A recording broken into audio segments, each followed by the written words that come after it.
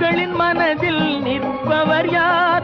மாபெரும் வீரர் மானம் காப்போர் சரித்திரம் தனிலே நிற்கின்றார். அச்சம் என்பது மடமையடா, அஞ்சாமை திராவிடர் உடமையடா. ஆறிலும் சாவு நூறிலும் சாவு, தாயகம் காப்பது கடமையடா, தாயகம் காப்பது கடமையடா.